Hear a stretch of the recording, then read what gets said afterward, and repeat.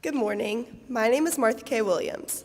I know many people stand behind this podium and announce to the chapel that they have been tasked with introducing the most impossible person to sum up in just one paragraph.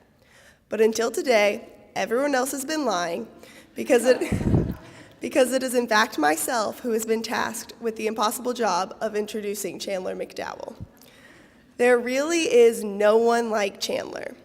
The first three words that come to my mind when I think of her are bold, brave, and unafraid, almost to an unnatural extent. We all know Chandler is a passionate girl who is never scared to speak her mind, which is something everyone can really respect about her. Luckily for me, I got to play competitive soccer with Chandler all throughout lower and middle school. I remember when the weather would be below freezing and sleet would be pouring down, but Chandler would proudly stand in the goal without a jacket. She was tough as nails back then, and trust me, she still is today. I'm sure she has something wonderful to share with all of you, so here she is, the ever outspoken Chandler Louise McDowell.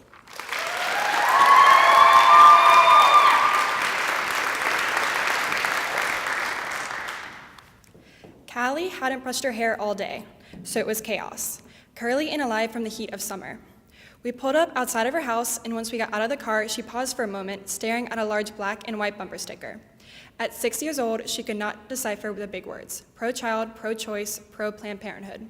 Stumped, she asked me to read it out loud. I hesitated. Sometimes it feels as though there's resistance around every corner, at school, in my community, at my job, and even in my family.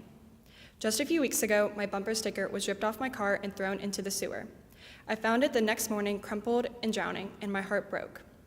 I struggled to come to terms with my opinions being literally trashed, but at the same time, I wondered if I had ever unintentionally dismissed the opinions of others as I fiercely expressed my support of women's issues in a climate that is often unreceptive and aggressive.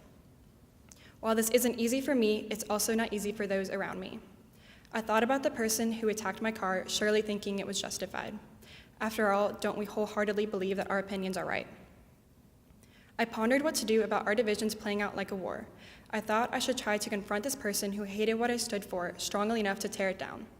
But ultimately, I have learned that in this battle of differences, having a tender heart will go farther.